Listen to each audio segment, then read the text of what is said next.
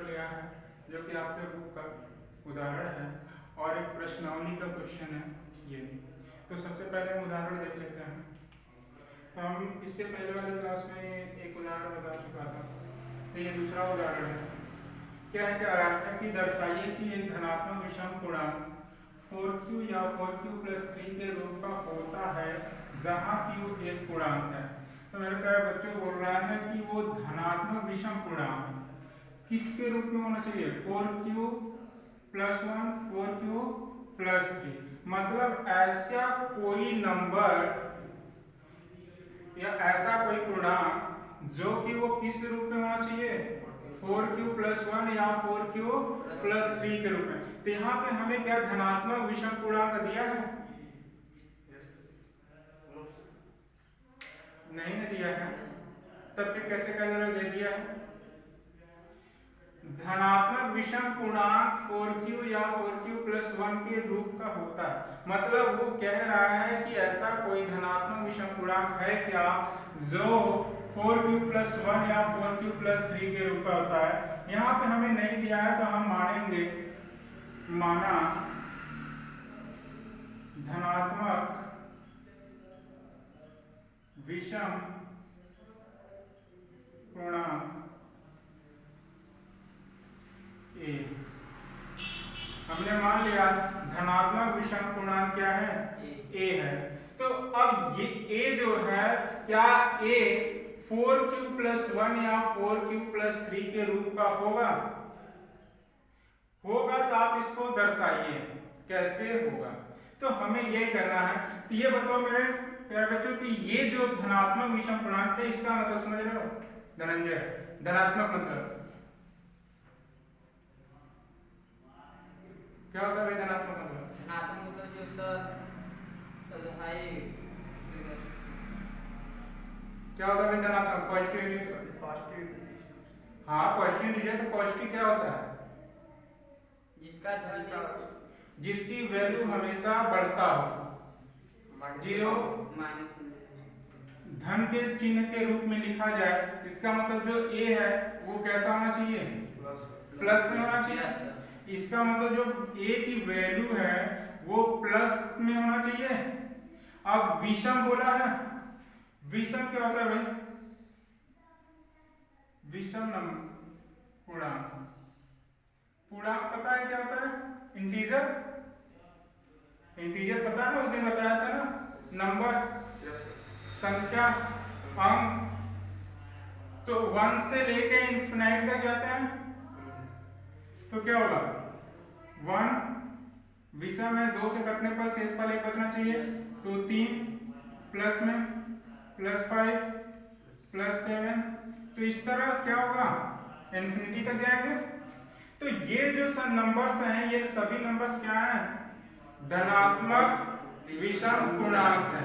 तो बताना है कि ये जो नंबर्स हैं क्या हम उसको 4q + 1 के रूप में लिख सकते हैं?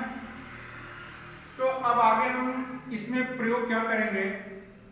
EDA Euclid division algorithm, Euclid division algorithm का प्रयोग करेंगे। तो इसमें क्या दिया है?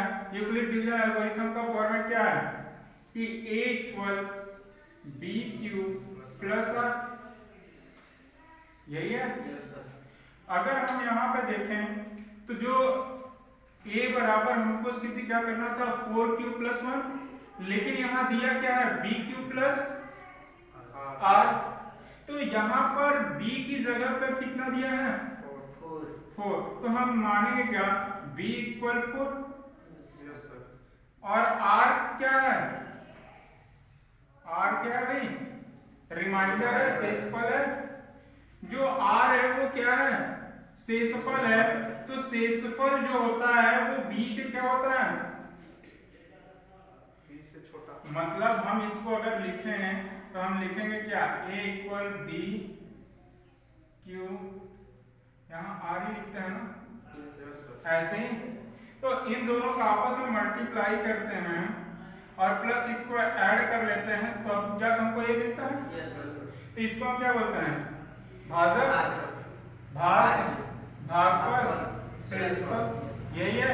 तो ये शेषफल हमेशा क्या होता है, b से छोटा होता है, 0 के बराबर या 0 से बड़ा, लेकिन भाजक से क्या होगा, हमेशा छोटा होगा। तो यहाँ भाजक कितना दिया है, 4। इसका मतलब जो ये r है हमारा, r क्या हो सकता है, 4 से छोटा और 0 के बराबर या 0 से बड़ा, यही होगा ना शेषफल। इसका मतलब हम r की जगह पे मतलब 0 से बड़ा और 4 से छोटी वाली नंबर रख सकते हैं। इसका मतलब हम क्या रख सकते हैं, 0, 1 रख सकते हैं, 2 रख सकते हैं, 3 रख सकते हैं। यहाँ 4 भी है, r की वैल्यू 4 भी यहाँ से होगा। इसका मतलब ये देखो, r को बोला है कि 4 से छोटा, न कि 4 के बराबर। 4 से छोटा बोला है, इसका मतलब ये 4 से छोटा 3 ही होगा। इसका मतलब इसमें हमको 4 नहीं लेना होगा, यही कहने का तात्पर्य है इसका। तो जब हम यहाँ पे इतना, तो अब देखो हमारा कहने सवाल क्या पूछ रहा है कि 4q a इक्वल, पहला फॉर्मेट कहना है कि a इक्वल क्या है, 4q प्लस 1। इसको अगर हमें 1 नहीं आया, यहाँ पे हम क्या लेंगे, r लेंगे। अब इसी इक्वेशन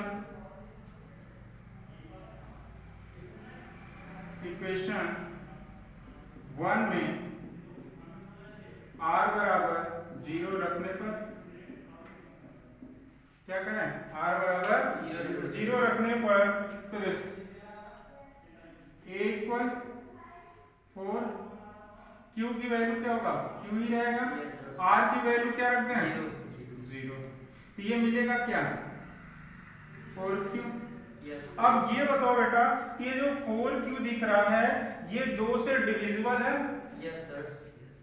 2 से कट जाएगा तो शेषफल हमेशा 0 बचता है।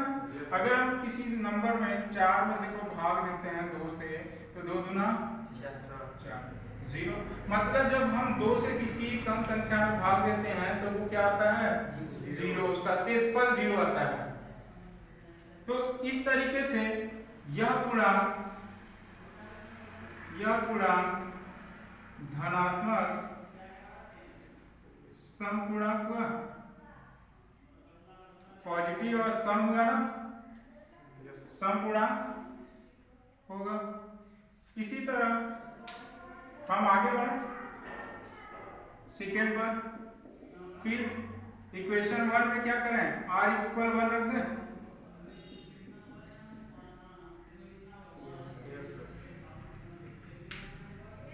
शायद यहाँ पे नहीं लिखेगा, इधर देखते हैं, r इक्वल 1 रखने पर तो क्या मिलेगा, a equal 4q plus 1, r की जगह पर 1 ही रखेंगे ना, तो ये क्या हो जाएगा, a इक्वल, तो देखो यहाँ पे जो है a इक्वल 4q प्लस 1, हमने इस चीज को जब डिवाइड किया था पहले में तो हमें वो क्या मिल रहा था, 0 आ रहा था शेषफल, तो सम संख्या है। लेकिन यहाँ जो रिमाइंडर है वो 1 है, क्या 1 2 से डिविजिबल है, नहीं है ना। तो इसका मतलब क्या हो गया कि ये संख्या जो ये पूर्णांक है, यह पूर्णांक एक धनात्मक विषम पूर्णांक हुआ, यह धनात्मक विषम पूर्णांक है, क्योंकि 2 से विभाज्य नहीं है, यही है ना। और ये 2 से क्या है, 2 से विभाज्य है। इस तरह से हम r बराबर क्या रखते हैं अभी, 2, तो क्या मिलेगा हमको, a इक्वल 4q प्लस 2। अब ये बताओ यहाँ पे ये तो 2 से डिविजिबल है, क्या ये है 2 से, क्यों, 2 दूना 4, 2 से 2 नहीं कटेगा, हाँ, तो 2 से 2 जब कट गया तो ये बताओ शेषफल 0 हो गया। Yes sir. इसका मतलब ये भी नंबर्स क्या हो गया, हम कह सकते हैं ये भी पूर्णांक क्या हो गया हमारा, सम सम पूर्णांक हुआ ना भाई, 2 से डिविजिबल हुआ। इस तरीके से हम स्टेप 4 में देखते हैं, r इक्वल क्या रखना है, 3। अब r इक्वल 3 रखते हैं तो a equal plus 4q plus 3। अब ये बताओ, ये तो 2 से डिविजिबल है, 3 क्या है, 3 अगर यहाँ रखते हैं तो 2 से डिवाइड करें तो ये 1 टाइम्स जाएगा, लेकिन रिमाइंडर क्या बचा, 1। इसका मतलब 3 हमारा क्या हो गया, विषम नंबर। Yes sir. तो ये जो हमारा हो गया ये एक विषम पूर्णांक हो गया, विषम पूर्णांक हो गया। विषम पूर्णांक है, 2 से डिविजिबल नहीं है, तो इसका मतलब हम कह सकते हैं कि यदि a इक्वल 4q और 4q प्लस 2 एक सम पूर्णांक है, तो 4q प्लस 1 और 4q प्लस 3 एक धनात्मक विषम पूर्णांक होगा। इस तरीके से ये सवाल सिद्ध हुआ, समझ में आया, कहीं भी कंफ्यूजन, धनंजय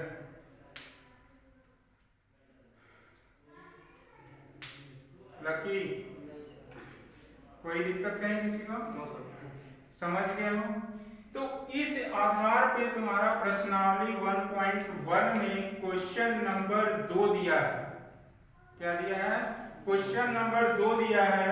वहां पे उसने 4q और 4q की जगह उसने लिख दिया 6q plus 1, 6q plus 3, 6q plus 5, बस यही करना है, इतना ही दिया। सेम चीजें हैं, जहां हम b बराबर 4 ले रहे थे, वहीं पे अब b बराबर हम क्या लेंगे, 6 लेंगे। r की वैल्यू कितनी बार ले जाएंगे, 5 टाइम्स ले जाएंगे। तो ऐसे ही स्टेप पर हम कर लेंगे, जो 2 से विभाजित होगा वो विषम पूर्णांक नहीं होगा, और जो 2 से विभाजित नहीं होगा वो क्या हो जाएगा, विषम धनात्मक पूर्णांक हो जाएगा। इस तरीके से तुम क्वेश्चन नंबर 2 कर लोगे। तो क्वेश्चन नंबर 2 कर लोगे, तो अब इस आधार पर हम प्रश्नावली 1.1 का क्वेश्चन नंबर 4 देख लेते हैं। क्वेश्चन नंबर 4 जो कि बोर्ड पे हमने उधर मेंशन किया हुआ है, तो जिस बच्चे को इसका स्क्रीनशॉट लेना है वो ले सकता है।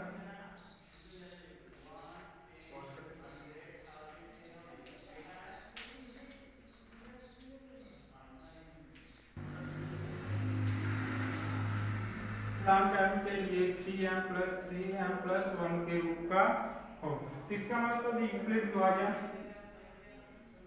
लेमा का प्रयोग करके बताना है। तो हमारा बोला है कि संकेत में सवाल में दिया एक संकेत कि यह मान लीजिए कि x कोई धनात्मक पूर्णांक है, क्या x कोई धनात्मक पूर्णांक है, उसको हम क्या कर सकते हैं, 3q प्लस 1 या 3q प्लस 2 के रूप में लिखा जा सकता है। मतलब इस x को हम क्या कर सकते हैं, 3x को 3q प्लस 1 और 3q प्लस 2 के रूप में लिखा है। इसका मतलब ये जो हमें क्वेश्चन दिया है कि ये 3q प्लस r के रूप का होगा, जो यहाँ पे b इक्वल हमको दे कितना रहा है, 3। इसका मतलब हमें जो r दिया है वो b से छोटा होगा, तो r बराबर हम क्या लिख सकते हैं, 0 से बड़ा, 0 के बराबर भी हो सकता है, लेकिन वो 3 से क्या होगा, छोटा होगा। इसका मतलब r की वैल्यू क्या होगा, 0, 1, और 2। तो देखो हमने इसमें 0 रखा तो यहाँ 0 रखेंगे तो x बराबर 3q प्लस, अब इसी को 1 रखेंगे तो क्या हो जाएगा 3q प्लस 1, अगर 2 रखेंगे तो ये होगा। अब बोला है कि इस धनात्मक पूर्णांक को, क्या चीज, इस धनात्मक पूर्णांक का हमें क्या करना है, वर्ग करना है। तो देखो हम दोनों पक्षों का वर्ग कर लो, तीनों का, ये x के इक्वल है, ठीक है, ये भी हो जाएगा। तो हम इसको लिखेंगे क्या, x square equal 9q square, हम इसको लिख सकते हैं 3 इंटू 3q स्क्वायर, क्योंकि हमको ये बनाना है क्या, q का हटाकर यहाँ पे m लाना है, क्या लाना है, m लाना है। तो q हमारा एक पूर्णांक है, इसका मतलब ये जो 3 भी है ये एक पूर्णांक है यहाँ से इस अनुसार, तो हम इसे लिख क्या सकते हैं 3, इसकी जगह पे हम लिख सकते हैं m एक क्या है, पूर्णांक है, तो इसकी जगह पे लिख देंगे 3। तो देखो x स्क्वायर बराबर मतलब एक पूर्णांक का वर्ग करने पर वो किस रूप में आ रहा है, 3m के रूप का आ रहा है। इसी तरह हम इसको सॉल्व करें, x स्क्वायर 3q का होल स्क्वायर प्लस 1 का स्क्वायर प्लस 2 इंटू 3q, इसको लिखेंगे x स्क्वायर बराबर 9q का स्क्वायर प्लस 6q का 12q प्लस 1। यहाँ से हम इन दोनों के बॉक्स में लेते हैं,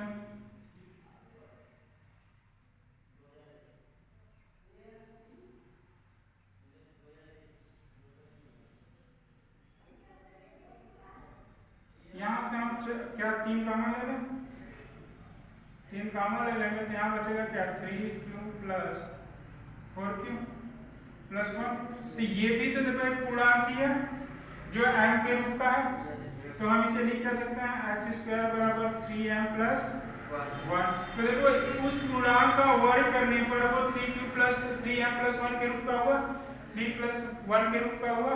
इसी तरह इसको भी चेक कर लो, x स्क्वायर बराबर 3q का स्क्वायर प्लस 2 का square plus 3q into 2 into 2, ये हो जाएगा x square equal 9q plus 4 plus कितना हो जाएगा 12q। तो इस तरीके से यहाँ से हम क्या कर रहे हैं, x square equal 3q square plus 3 into 4q plus 3 plus 1, इस तरीके से हम इसको ओपन कर सकते हैं, 4 को 3 प्लस 1 के रूप में लिख दिया। अब यहाँ से यहाँ तक को पूरा हमने ब्रैकेट में कर दिया, यहाँ देखो एक्स स्क्वायर बराबर, यहाँ से 3 कॉमन दिख रहा है, यहाँ भी यहाँ भी यहाँ भी, तो बचा क्या 3q square plus 4q plus 1 plus 1। अब ये देखो ये भी तो एक m पूर्णांक है, तो x स्क्वायर बराबर क्या हो गया 3m प्लस 1। इस प्रकार ये हमारा क्या हो गया, एक पूर्णांक इसका वर्ग 3m और 3m के 1 के रूप का हो गया। इस तरीके से ये सिद्ध हुआ कि यह सवाल पूर्णांकों के वर्ग के 3m के बराबर है, पूर्णांकों के वर्ग के इसके बराबर। इस प्रकार से ये सिद्ध हो रहा है। तो इसी तरह तुम्हारे बुक में क्वेश्चन नंबर 5 दिया है, 5 में सिर्फ उसने क्या मेंशन कर दिया है कि यहाँ पे जो धनात्मक पूर्णांक का वर्ग है यहाँ पे उसने हटाकर घन कर दिया है। क्या कर दिया है, घन का मतलब क्यूब कर दिया है। तो बस तुम्हें क्या करना है, यहाँ पे क्यूब रख लेना है, क्यूब रख लेना है, क्यूब रख के सेम प्रोसेस मतलब a प्लस बी का वहां पे a प्लस बी का होल क्यूब का फॉर्मूला लगा ओपन करोगे, उसमें कॉमन लोगे 3 के रूप में, ठीक है, बाकी जो बचेगा वो क्या हो जाएगा तुम्हारा m हो जाएगा। इस तरीके से वो क्वेश्चन नंबर 5 तुम्हारा क्या हो जाएगा, सॉल्व हो जाएगा। तो आज का टॉपिक तुम्हें इतना समझ में है। अब हम नेक्स्ट क्लास में इसी चैप्टर का HCF निकालना पड़ेंगे, HCF। अब तक हमने दर्शाइए वाली टॉपिक्स सारे पढ़ चुके हैं। प्रश्नावली 1.1 में हमने दर्शाइए वाले सवालों को लगा चुके हैं। अब हम उसी चैप्टर प्रश्नावली प्रश्नावली का HCF ज्ञात करेंगे। ये भी पढ़ेंगे हम लोग नेक्स्ट क्लास में। ठीक है बच्चों, तो आज के लिए इतना ही।